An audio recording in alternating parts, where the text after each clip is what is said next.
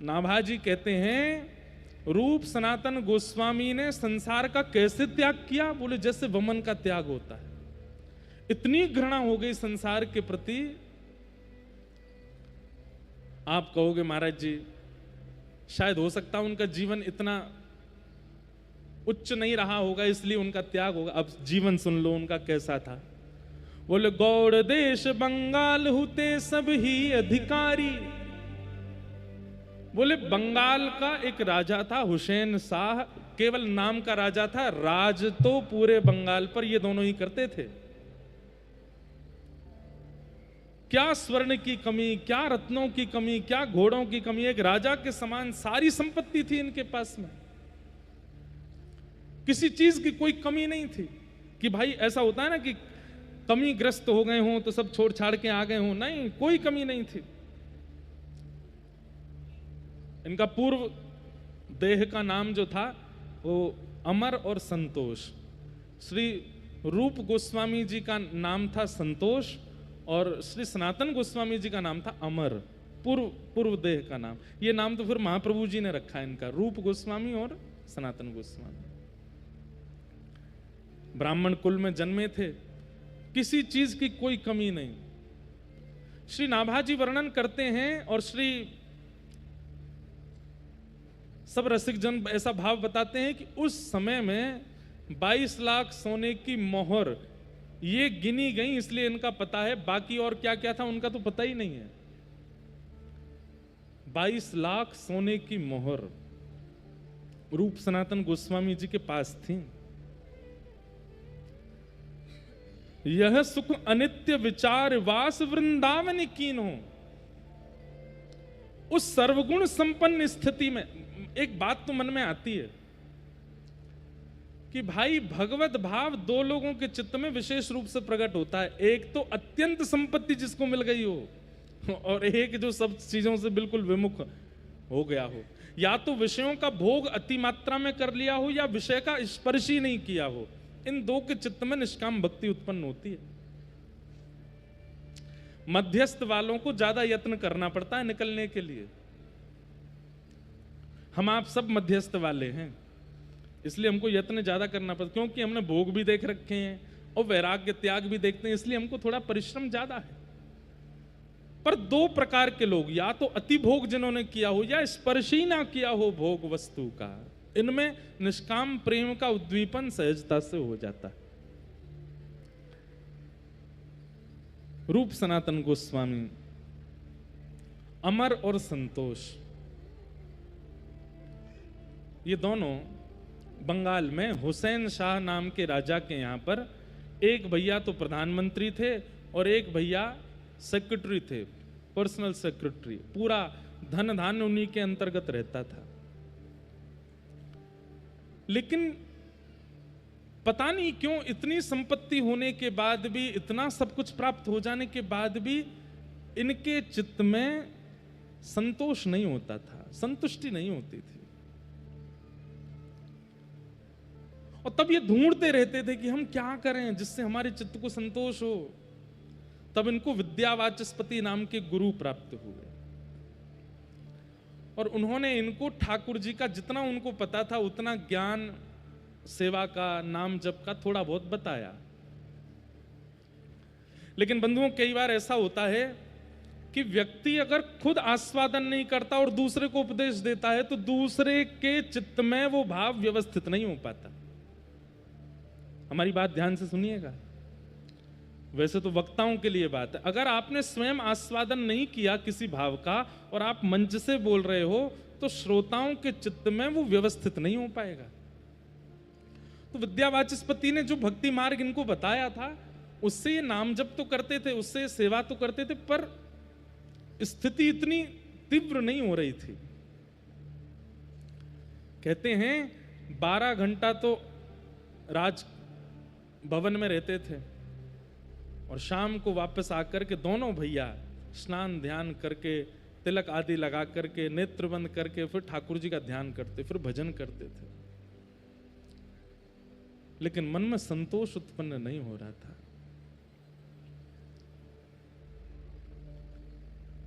तभी आपने किन्हीं के द्वारा महाप्रभु श्री चैतन्य जी का नाम सुना। और चैतन्य महाप्रभु का नाम कैसे सुना?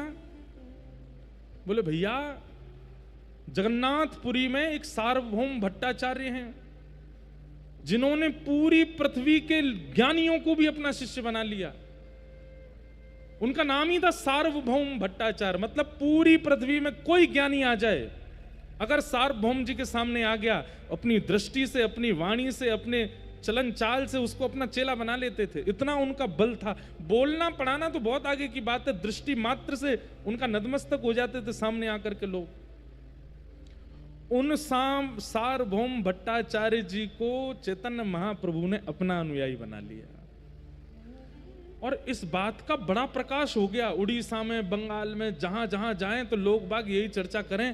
बोले भैया, एक जगन्नाथपुरी में एक बाबा रहते हैं, कौन, क्या नाम उनका? चैतन्य महाप्रभु, कृष्ण चैतन्य महाप्रभु। बोले क्या किया उन्होंने? बोले अरे सार्वभौम भट्टाचार्य जी को अपना शिष्य बना लिया। अब इसको कई लोग प्रभाव के रूप में देखते हैं, पर यह प्रभाव नहीं था। रसिक जन अपना प्रभाव प्रकाश करते भी नहीं है।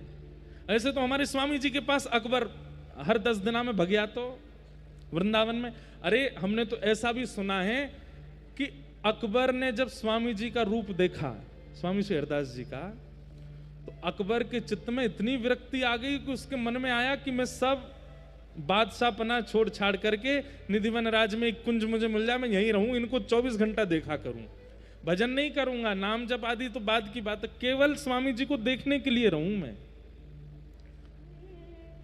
स्वामी जी ने विचार करी कि भैया जे अगर सब छोड़ छाड़ के यहां आ गए हो तो पूरे विश्व में प्रभाव फैल जाएगा कि भैया वृंदावन में एक रसिक श्रोमणी स्वामी श्री हरदास जी हैं जिन्होंने बादशाह अकबर को अपना चेला बना लिया। और फिर यहाँ के प्रभाव के कारण दुनिया यहाँ भीड़ लगावेगी और वृंदावन में इतनी भीड़ है जाएगी, अयोग्य लोग भी आकर के वृंदावन के रस में भंग करेंगे। तो स्वामी जी ने अकबर से कही, तू हमारो चेलो बनना चाहे तो हमारी एक बात मान। बोल का वो दिल्ली चलो जा और वहीं से वृंदावन की सेवा करते रहे। यहाँ के बंदरन के काजे, यहाँ के ब्रजवासीन के काजे, यहाँ के वृक्ष वल्लरी कुंजन के काजे, वहीं से सेवा करते रहे। यही हमारी आज्ञा है, यहाँ मत रुके तू। तब अकबर बोला, मैं आपको देखे बिना नहीं रह सकता। तब किसी ने कही, बोले आप पे तो बड़े बड़े चित्रकार हैं, चित्र बनवा लो स्वामी जी का। तब सबसे पहला चित्र अकबर ने बनवाया। तो स्वामी जी का चित्र आज भी हम सब लोग देखते हैं, उसी ने ही निर्माण कराया और ले गया। और जहां बैठ करके वो अपना नित्य क्रम करता था, वहां स्वामी जी का चित्र लगा रहता, नित्य दिखता था। तो आचार्यों के तो रूप में ही इतना प्रभाव है कि उनको कुछ करने की आवश्यकता नहीं है, उससे खिंचे चले जाते हैं लोग। लेकिन दुनिया इसको प्रभाव समझती है, वो प्रभाव नहीं है। चैतन्य महाप्रभु के रूप पर सार्वभौम भट्टाचार्य आसक्त हो गए। ये बात जब यहां अमर और संतोष ने सुनी बंगाल में, उनके मन में भाव आया कि भैया ये नाम ही इतनी शीतलता दे रहा है चित्त में, इनका दर्शन कितना शीतल होगा। अब श्री कृष्ण चैतन्य महाप्रभु नाम बोलते ही मन में भाव उत्पन्न हो जाते हैं। मन में मानो जैसे प्रेम नृत्य करने लगता है। हिलोर नाम मात्र, स्वामी श्री हरदास जी महाराज नाम लेते ही चित्त में निधिवन राज का दर्शन होने लगता है। वृंदावन कुंज बिहारी आ जाते हैं, वृंदावन की तलहटी आ जाती है, सुंदर सुंदर निकुंज वन आ जाते हैं। श्री हितरवंश महाप्रभु नाम लेते ही श्री राधा वल्लभ जी सहरा पहने हुए खड़े हैं, थाड़े अपने आप चित्त में आ जाते हैं। आज भी इतने भयावह हैं, कलिकाल में भी आचार्यों का नाम इतना काम कर रहा है। उस काल में जब वे थे तो क्या प्रभाव होता होगा। रूप सनातन गोस्वामी आपस में बात करने लगे, अमर और संतोष, जरा दोबारा बोलियो तो नाम। बोले कृष्ण चैतन्य महाप्रभु। आहा, कितना शीतल लगता है, कितना अच्छा लगता है भैया। ये नाम कितना मधुर है, ये नाम इतना मधुर है तो इनका दर्शन कितना मधुर होगा, इनकी वाणी कितनी अच्छी होगी। जब इनके सामने हम बैठेंगे और ये बोलेंगे उस समय क्या होगा हमारा।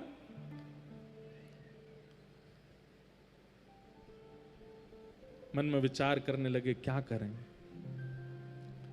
तब महाप्रभु जी को इन्होंने पत्र लिखा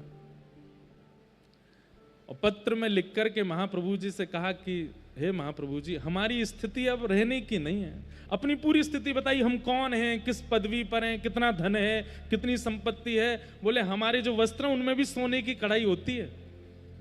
सब लोग इधर देखो, ध्यान से सुनो। हमारे पास इतने घोड़े हैं, भोजन पानी बनाने के लिए इतने सेवक हैं, हमारे पास कोई कमी नहीं है, लेकिन मन में संतुष्टि नहीं है। जब नाम सुनते हैं, कहीं सत्संग हो रहा है, ये बात सुनते हैं तो नेत्र भर आते हैं, लेकिन क्या बताएं, इतने श्रेष्ठ बन गए हैं कि अब सब त्यागना हमारे लिए मुश्किल हो रहा है। लेकिन मन में आपका नाम जब से आया तब से मन में भाव आ रहा है कि यदि आप आज्ञा कर दोगे तो सब छोड़ के चले जाएंगे। महाप्रभु जी को पत्र लिखा, आप आज्ञा कर दीजिए, हम क्या करें, घर छोड़ दें? आप कह देंगे छोड़ दो, उसके बाद देखेंगे नहीं। मतलब त्याग की अनंत स्थिति आ गई है चित्त में, बस आज्ञा चाहते हैं। महाप्रभु जी ने जब पत्र पढ़ा जगन्नाथपुरी में, पत्र में प्रयोग हुए शब्दों से ही महाप्रभु जी पहचान गए कि अभी ये त्याग के योग्य नहीं हुए। इनका त्याग तब सार्थक होगा जब इनको मैं मिलूंगा। मैं बिना मिले अगर कह दूं कि सब छोड़ के चले जाओ तो इनके त्याग से कल्याण नहीं होगा। इनका तो हो जाएगा, पर इनसे हमें बहुतों का कल्याण करवाना है, वो नहीं हो पाएगा। वही वाली बात जो आज कथा के प्रारंभ में कही कि एक तो होता है फल का स्वयं टूट के गिर जाना और एक होता है किसी के द्वारा तोड़ना। महाप्रभु जी ने पत्र में कहा अभी प्रतीक्षा करो और तुम्हें छोड़ने की आवश्यकता नहीं, मैं आऊंगा और मैं आकर के तुमसे मिलकर के तुम्हारा घर छुड़वाऊंगा, तुम्हारी सारी जो स्थिति है उसका त्याग करवाऊंगा, तब तक और प्रतीक्षा करो। रूप गोस्वामी पाद को जैसे ही पत्र मिला वो तो नाचने लगे, आनंद निमग्न हो गए। महाप्रभु जी आएंगे, हमसे मिलने आएंगे, हम पर कृपा करने आएंगे। तब महाप्रभु जी वृंदावन गए। रामकेली ग्राम बंगाल में है, वहां रहते थे रूप सनातन गोस्वामी। लेकिन वृंदावन गए महाप्रभु जी और श्री वृंदावन में इमली तला दर्शन किया है। सेवा कुंज के पास में इमली तला है। कहते हैं कि वो वृक्ष स्वयं हमारे प्रिया प्रियतम ने एक साथ द्वापर युग में ही लगायो। उसके लिए कई लोगों ने बड़ी कथाएं ऐसी बनाई है कि राधा रानी ने उसको शाप दे दिया, क्योंकि किशोरी जी श्रृंगार करके जा रही थी सेवा कुंज में और नीचे एक इमली को वो आगे वो फल, तो किशोरी जी को पाम रिपट गया, उनको श्रृंगार बिगड़ गया, तो क्रोध में आके उन्होंने शाप दे दिया। ऐसी कथा लोग बताते हैं, पर हमारा पुराना घर वहीं है, इमली तला के पास ही है, हम बचपन से वहीं रहे। ऐसा भाव बना दिया हो योगी तो ठीक है, लेकिन भाई हमारी किशोरी जी को गुस्सा ना आवे, और गुस्सा आवे तो शाप दे दें, वो भी इतनी सी बात पे, ऐसा है ना सके। तो वो इमली तला, जैसे ही महाप्रभु जी वहां पहुंचे, बैठ गए वृक्ष। तब वृंदावन प्रकट नहीं हुआ था, वृंदावन सघन वन था। वृंदावन में अभी रास्ते भी नहीं बने हैं। वृंदावन केवल दो पहचान थी वृंदावन की, एक श्री यमुना जी, दूसरे गिरिराज जी। इनके बीच में जो समाहित है वो वृंदावन है। उस समय महाप्रभु जी वृंदावन आए और यमुना के तट चलते चलते चलते चलते चलते जैसे ही सुगंधी आई रज की, समझ गए महाप्रभु जी यही है वो वृंदावन।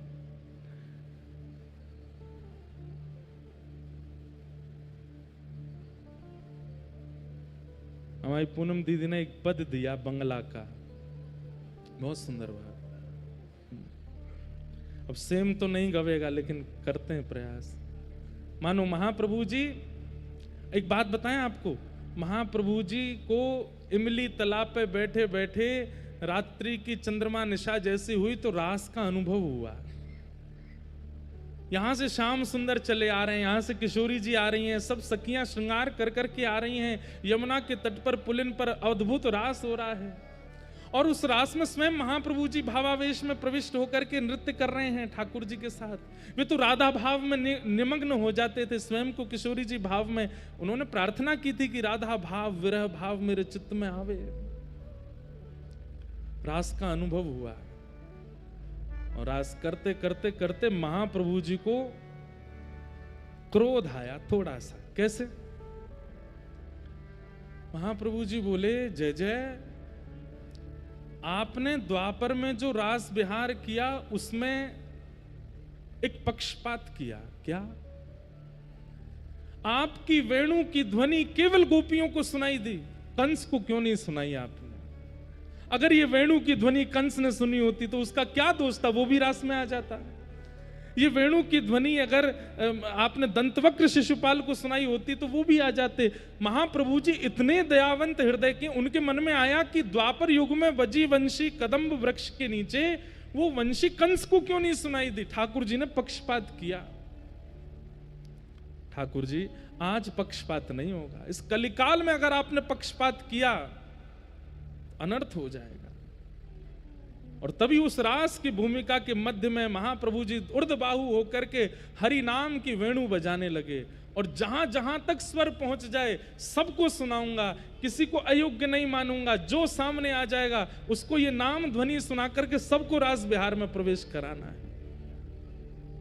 अब पक्षपात नहीं होगा श्याम सुंदर, अब तो सबको योग्य बनाना है।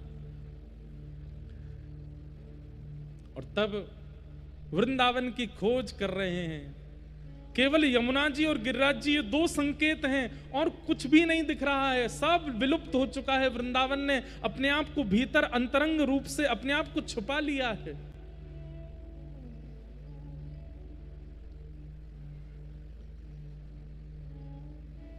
देखो देखो बोलो बोलो गोपेश्वर, कोथाय अमर प्राणेश्वर। बोलो बोलो गोपेश्वर, कोथाय अमर प्राणेश्वर। मानो गोपेश्वर महादेव को देख करके कहते हैं, अरे बोलो गोपेश्वर, मेरे प्राणनाथ गोपीनाथ कहाँ हैं? ये वृंदावन ही तो है, यमुना जी बह रही हैं, यहीं आसपास ही गोपीनाथ होने चाहिए। बताओ ना वो कहाँ है? बोलो बोलो गोवर्धन, कोथाय अमर गिरिधारी। बोलो बोलो गोवर्धन, कोथाय अमर गिरिधारी। हे गोवर्धन नाथ, वो कहाँ हैं जो ऊर्ध्वबाहु होकर के एक भुजा को कटी पर धर के धारण करके ब्रज की रक्षा करने के लिए गिरिराज जी उठाए थे? वो कहाँ हैं? दिख क्यों नहीं रहे इस गिरिराज जी में? ढूंढ रहे हैं सब जगह जा जा करके। प्रकट हो वृंदावन। बोलो बोलो वंशी वट, कोथाय अमर वंशीधारी। बोलो बोलो वंशी वट, कोथाय अमर वंशीधारी। अरे वंशीवट, तुम वंशीवट हो। यहाँ ठाकुर जी वंशीनाद करते थे और गोपियों को घर में बैठे बैठे ही दर्शन होता था। कहाँ गए वो ठाकुर जी? अरे वंशीवट, तुझको तो पता होगा ना श्याम सुंदर कहाँ है? सब जगह ढूंढ रहे हैं, पूछ रहे हैं, श्याम सुंदर मिल जाए कहीं। बोल, रोते हैं, बिलकते हैं, भावावेश में आ जाते हैं। अरे सामान्य ब्रजवासी जिसको पोखर तालाब समझते हैं, महाप्रभु जी कहते हैं निकलो बाहर, ये पोखर नहीं है, ये राधा कुंड है। ये किशोरी जी के द्वारा, किशोरी जी के मनोभाव के लिए श्री कृष्ण ने प्रकट किया था। ये राधा कुंड है। महाप्रभु जी स्नान करते हैं, राधा कुंड की रज लेकर के द्वादश तिलक करते हैं, वहीं नृत्य करने लग जाते हैं। अरे तब गिरिराज जी की परिक्रमा भी निर्मित नहीं थी। महाप्रभु जी भ्रमण करते हुए पूरी गिरिराज जी की परिक्रमा करते हैं, दिख जाता है कि ये गिरिराज जी हैं, यहाँ राधा कुंड है, यहाँ श्याम कुंड है, ये पूछरी के लौटा है, यहाँ ठाकुर जी की छठी उत्सव हुआ, ये जतिपुरा है।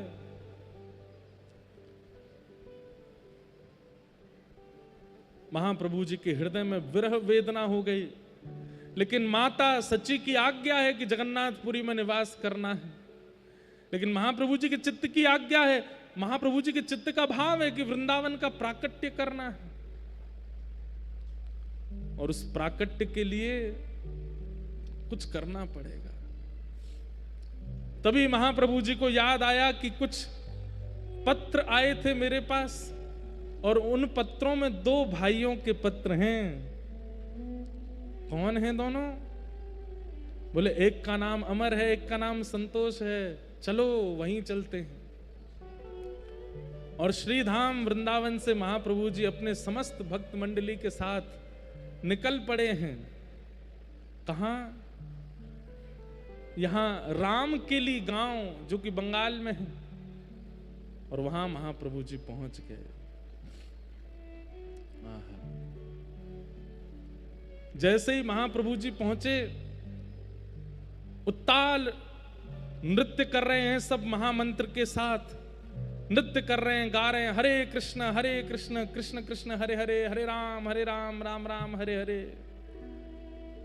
और ये ध्वनि जैसे ही पहुंची है संतोष और अमर के कानों में, मानो जैसे गोपियां कृष्ण वंशी नाद सुनकर के दौड़ पड़ी थी अपने घरों से, ऐसे ही ये महामंत्र की ध्वनि सुन, इनको नहीं पता है कि महाप्रभु जी आ रहे हैं, लेकिन उस नाम ने मानो जैसे कान में क्लीम शब्द कह दिया हो, अरे रूप, अरे अरे सनातन, जल्दी चलो, महाप्रभु जी आ गए, जिनकी तुम प्रतीक्षा कर रहे हो वो सामने आ गए हैं।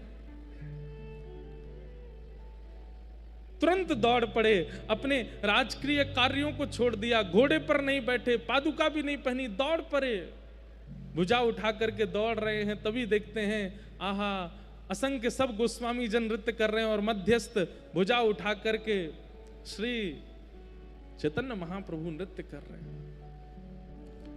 दोनों ने जाकर के दंडवत प्रणाम किया, नेत्रों से प्रेमाश्रु पुलकित हो गए, अश्रु प्रवाह होने लगा। महाप्रभु जी के चरणों में वंदन करके कहे, बोले प्रभु अब कृपा करो, अब अनुग्रह करो, अब नहीं रहना है, अब नहीं यहां बस सकते हम। महाप्रभु जी बोले, राम के लिए आने की और कोई योजना नहीं है, तुम्हारे लिए ही आए हैं हम, तुम दोनों को ही स्वीकार करने के लिए आए हैं। अब सब छोड़ करके जाना है और श्री वृंदावन का प्राकट्य करना है।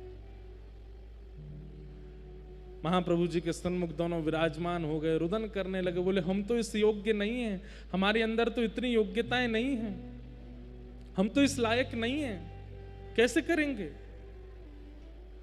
महाप्रभु जी बोले, वृंदावन के प्राकट्य के लिए ज्ञान का होना आवश्यक नहीं, त्याग का होना आवश्यक नहीं, वैराग्य का होना आवश्यक नहीं, प्रेम का होना आवश्यक है। और तुम्हारे चित्त में वो प्रेम है।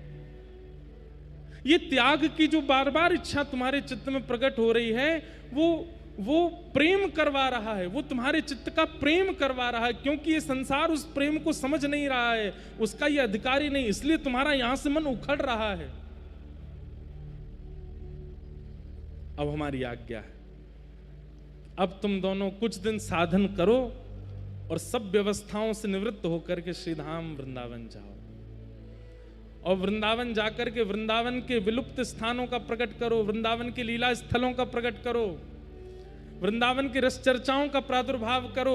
और इन सब का यदि भली भांति प्रादुर्भाव किया, रूप सनातन गोस्वामी पूछने लगे कि हमारे कार्य जो हम कर रहे हैं वो सही कर रहे हैं, इसका प्रमाण कैसे मिलेगा। महाप्रभु जी के नेत्र सजल हो गए, दोनों को हृदय से लगा करके बोले, यदि तुमने कार्य किया और वृंदावन के स्थानों, अब वृंदावन में तो कुछ भी नहीं पता कि कौन सी स्थान कहां है, तो महाप्रभु जी बोले, अगर तुमने सही सही स्थानों का चयन करके प्रकट कर दिया तो तुम्हारे द्वारा प्रकट किए गए स्थान उचित हैं, यही वृंदावन है। इसका प्रमाण देने के लिए ठाकुर जी प्रकट होकर के तुमसे सेवा कराएंगे।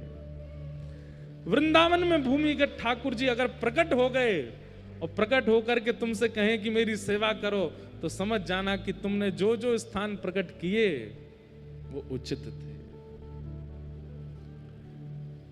महाप्रभु जी ने कहा, अभी कुछ दिन और तुम्हारे साधन रह गए हैं, उनको पूर्ण करो। हम फिर मिलेंगे और फिर शिक्षा प्रदान करेंगे, उसके बाद वृंदावन जाना। सोचिए, विचार कीजिए। ये रूप सनातन गोस्वामी हैं, महाप्रभु जी स्वयं पहुंच गए उनके पास में, उनको वृंदावन भेजने के लिए। वृंदावन चित्त में विरह प्रकट करता है, मन होता है कि चलें वृंदावन, चलें वृंदावन, चलें वृंदावन। लेकिन मैं हमेशा कहता हूं कि 3 संकेत हैं। वृंदावन स्वप्न में आवे, ध्यान में आवे कि चलें वृंदावन, उसके बाद प्रतीक्षा करो कोई प्रसाद वृंदावन का आ जाए, उसके बाद फिर तीसरा प्रतीक्षण करो कि कोई ब्रजवासी आकर के कह दे। और जैसे ही कोई ब्रजवासी आकर के या ब्रजभाव से चित्त जिसका रमा हुआ है, ऐसा आचार्य चरण आकर के अगर आज्ञा कर दे कि जाओ वृंदावन, फिर नहीं रुकना है, फिर तो वृंदावन जाना है।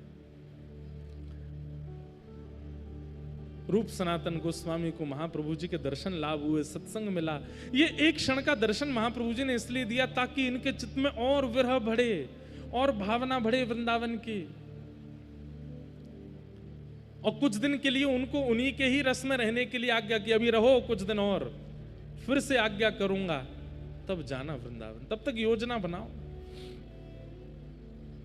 और महाप्रभु जी ने कृपा की, और कृपा करके महाप्रभु जी राम के लिए से प्रस्थान कर गए। रूप सनातन गोस्वामी अब तो दिन रात रोते हैं, इतना विरह उनका मन में होता है। वृंदावन मिलता है, हमको तो यूं ही मिल जाता है। हवाई जहाज की टिकट कराई 5,000 की, पहुंच गए। ट्रेन करा ली, राजधानी तो पहुंच गए। गाड़ी कर ली, पहुंच गए। पर जिनके ठाकुरों के दर्शन करते हैं, गोविंद देव, गोपीनाथ, मदन मोहन, वृंदावन बिहारी लाल, वो ऐसे नहीं आए हैं। महाप्रभु जी ने विचार किया कि इन्होंने जब पत्र लिखा था तो पत्र में पहले अपना परिचय दिया, तो उसमें बताया हम इतने धनवान हैं, हम ऐसे राजा के यहाँ राजकोष में हैं, आदि आदि सब। बोले कि ये पदेशना, इसका निवृत्त होना आवश्यक है। और महाप्रभु जी को पता था कि ये होगा। अब महाप्रभु जी के दर्शन तो हो गए। अब महाप्रभु जी जैसे ही गए दर्शन दे करके, अब रूप सनातन गोस्वामी को वो जहां देखते हैं उनको महाप्रभु जी की याद आती है। उनकी मुस्कान कैसी, उनके शब्द कैसे थे, उनके नेत्र कैसे थे, उनकी अवस्था कैसी थी, चाल कैसी थी, नृत्य कैसा था, कीर्तन कैसा था।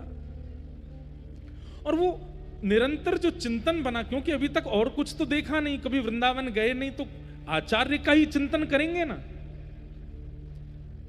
इतना चिंतन हो गया कि अब विवेक बुद्धि जागृत होने लगी और अपने राजपद जिस पर वो कार्यरत थे, उससे उनको थोड़ी थोड़ी घृणा जैसी होने लगी। घृणा तो पहले भी थी, लेकिन अब जो यहां पर शब्द संसार स्वाद सुख बांत ज्यों बमन के भांति, इतना त्याग करवाना था महाप्रभु जी को, उसके लिए छोड़ के गए वापस। यही भागवत जी में सुनने में आता है कि ध्रुव जी महाराज को ठाकुर जी ने दर्शन देकर के कहा, अभी 36,000 वर्ष और रहो पृथ्वी पे। ध्रुव जी रोने लगे, बोले आपके दर्शन से तो मुक्ति मिल जाती है और आप मुझे कह रहे हो 36,000 वर्ष और रहो, क्यों? तो ठाकुर जी क्या कहते पता है, तुम्हारे चित्त में अपने पिता की गोद में बैठने की इच्छा थी ना, इसीलिए तो तुम बनाए थे। ध्रुव जी बोले वो इच्छा तो मर गई, कट गई, जल गई, नाश हो गई। ठाकुर जी कहते हैं प्रकट तो हुई थी ना भैया। एक बार विषैला पौधा प्रकट हो जाता है ना, तो जब तक जड़ से नहीं उखाड़ा जाए वो प्रकट होता ही रहता है। इसलिए 36,000 वर्ष, 100-200 वर्ष नहीं, 36,000 वर्ष के लिए ठाकुर जी कह के अभी रहो पृथ्वी पे। और 36,000 वर्ष में इतना भोगोगे, इतना विषय भोगोगे कि तुम इससे बिल्कुल ऊब जाओगे, तब तुम्हें मेरी प्राप्ति होगी।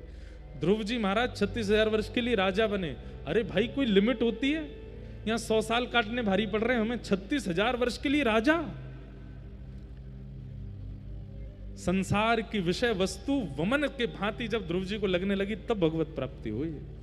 इसलिए भैया किंचित भी भाव मन में प्रकट करके ठाकुर जी के पास मत चले जाइए। कहीं मन में भाव आगो जय जय वृंदावन की कचौड़ी बहुत जोर की, ठाकुर जी अगर दिमाग सनक गया, इतनी कचौड़ी खवा देंगे, इतनी खवाई देंगे, इतनी खवाई देंगे, ले बेटा 36,000 कचौड़ी खा तू जीवन भर, सबरी नस ब्लॉक है जाएंगी तेरी, तभी मैं मिलूंगा तो है। तो विषय वस्तु अगर देने पर ठाकुर जी आ गए तो वो इतनी मात्रा में देते हैं कि आप पागल हो जाओगे। इसलिए विषय कभी नहीं मांगना है, क्योंकि भैया ये टेढ़ो ठाकुर कहीं सनक गो दिमाग और दे दियो तो हम कहते हैं हमारे ठाकुर जी को गणित नहीं आती है, हमारे ठाकुर जी को मैथमेटिक्स नहीं आती, ये नाप तोल के नहीं देते हैं, जितनो है पूरा दे देंगे ले जा। वो आप सहन नहीं कर पाओ। अति सर्वत्र वर्जयेत्। रूप सनातन गोस्वामी के साथ वही हुआ। महाप्रभु जी के दर्शन हो गए और दर्शन देने के बाद महाप्रभु जी चले गए, बोले अभी रहो। अब क्या हुआ, एक दिन राजा ने इनसे कहा, बोले कि आप लोग पूरे हमारा जो संपत्ति है सब आप लोग संभालते हो, इसका कल हमको हिसाब दो। तो रूप सनातन गोस्वामी रात्रि में भजन करते थे, लेकिन आज राजा ने कही भैया कल हिसाब देना है, तो भजन नहीं हुआ, हिसाब में लगे रहे। अब उस हिसाब में कुछ ऊपर नीचे हो रहा था, तो उसके लिए इतनी चिंता में बैठे थे, कैसे हो कैसे हो कैसे हो। तो सनातन जी को बहुत जोर की प्यास लगी, तो एक सेवक को बुलाया, सुनो इधर आओ, शरबत बना के लाओ बढ़िया वाला। इसलिए महाप्रभु जी ने अभी आज्ञा नहीं की वृंदावन जाने की। क्यों? अभी भी कहीं ना कहीं थोड़ी तो राज इतना भोगा है, थोड़ा तो है अभी इनके चित्त में, जब तक निकलेगा नहीं तब तक नहीं जाएंगे ये वृंदावन। तो अपने एक सेवक को कहा शरबत बना के लाओ, प्यास लगी है। खुद हिसाब लिख रहे थे दोनों भैया बैठ के। तो सेवक गया और अंधेरे में उसको पता नहीं चला, पानी में उसने बूरे की जगह मैदा मिला दिया और मिला करके घोल करके इनको दे। अब ये इतने ज्यादा निमग्न होकर के ध्यान कर रहे थे, पीते जा रहे हैं और लिखते जा रहे हैं। प्रातः काल का समय हुआ तो सेवक ने रसोई में जाके देखा, तो उसको पता चल गया कि भाई मैदा मिल गया पानी में। दौड़ा दौड़ा गया, बोले इनके पेट में दर्द होगा, कहीं बीमार नहीं हो जाएं, चरणों में मुझे क्षमा कर दो, कल रात्रि अपराध हो गया। रूप सनातन क्या हो गया, आपको नहीं पता चला? बोले नहीं हमें तो कुछ नहीं पता चला। रात्रि में शरबत कैसा था? हाँ बढ़िया था, हम तो भाई हिसाब में इतने तल्लीन बैठे थे कि हमने ध्यान ही नहीं दिया, हम तो पी गए, बस प्यास लगी थी। महाराज आपसे मेरी प्रार्थना, आज कुछ खाइएगा नहीं। बोले क्यों? बोले शरबत में चीनी की जगह मैं मैदा मिला के ले आया था और वो आप पी गए हो। तो ये बात सुनकर के रूप सनातन गोस्वामी एक दूसरे को देखने लगे, तुमको पता चला? बोले नहीं। वो तुमको पता चला? बोले नहीं। सेवक से कहा तुम जाओ, और किवाड़ बंद करके इतना रोए इतना रोए इतना रोए दोनों। बोले कि ऐसी तत्परता भजन में क्यों नहीं बनी जैसी तत्परता इस विषय में बन गई। अरे इतने कार्य में व्यस्त थे कि मैदा पी गए हम, इसीलिए महाप्रभु जी हमको छोड़ करके गए, लेकर के नहीं गए, क्योंकि अभी तत्परता हमारी संसार में है। अभी भी हमारे हिसाब में राजा कहीं डांटे ना, कहीं, ये चिंता थी हमारे चित्त में, इसलिए हम इतने तल्लीन होकर के कर रहे थे कि मैदा पी गए। अरे भजन में तो एक चेंटी काटने लगती है तो हम उसको हटाने लगते हैं, भजन में तो मच्छर आ जाता है तो सेवकों से कहते हैं यहाँ पे मच्छरदानी लगा दो, भजन में अगर आसन चुभने लगता है तो उसको व्यवस्थित कर। वहां ऐसी तल्लीनता क्यों नहीं आई हम में? अरे भैया इसलिए महाप्रभु जी छोड़ के गए हमको।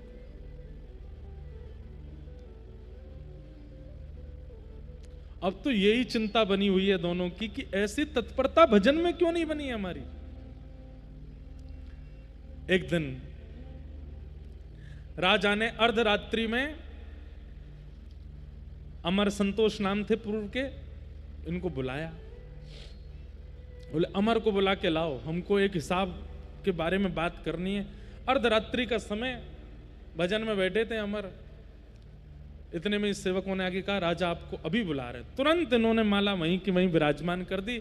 अपने भैया संतोष से कहा, तुम तो अपना नाम जप करो, मिल के आऊं, राजा बुला रहा है। अर्धरात्रि में पालकी में बैठ करके निकल गए। पालकी में घूमते थे।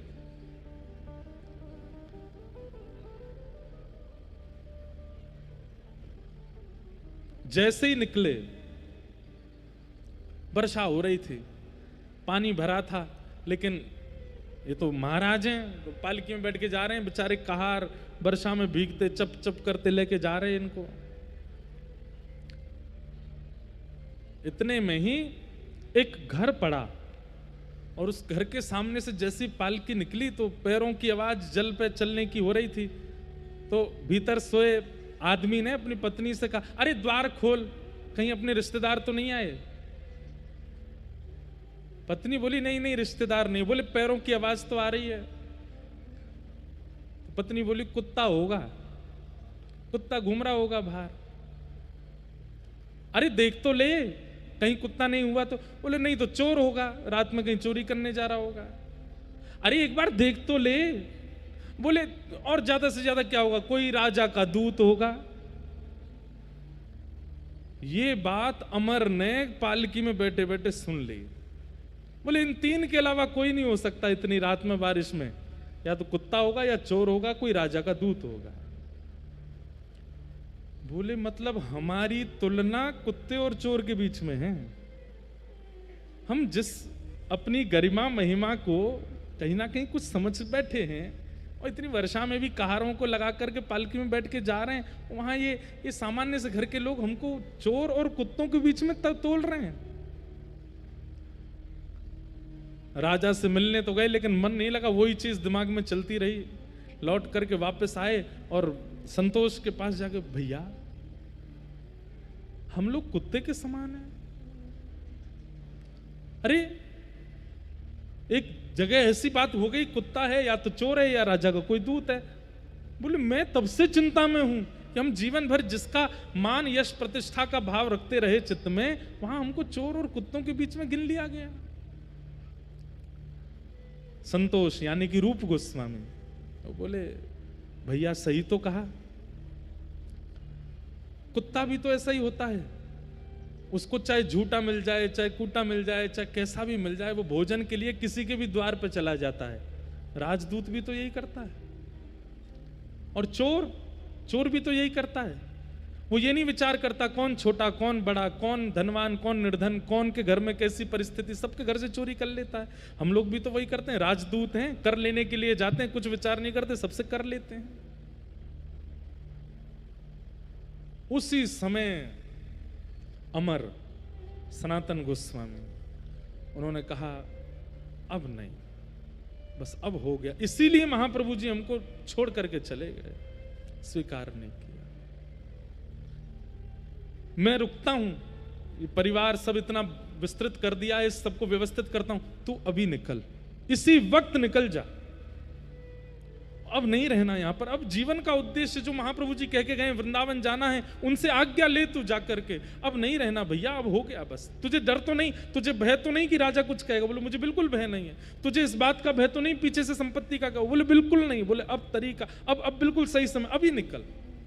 और उसी समय संतोष निकल गए घर से। ये दो ठोकरें चाहते थे महाप्रभु जी की इनको लगे, उसके बाद ये पूर्ण त्याग होगा। फिर ये पूछेंगे नहीं पत्र भेज करके कि जाएं कि नहीं, ये चले ही जाएंगे। ये अभी पूछ रहे हैं कि जाएं कि नहीं जाएं। निकल गए। और संतोष ने पूछा, कहीं से पता लगाया कहां है महाप्रभु जी, तो पता चला प्रयागराज में, वृंदावन से जा रहे हैं पुरी की ओर। पहुंच गए प्रयागराज और वहीं त्रिवेणी संगम पर महाप्रभु जी मिल गए।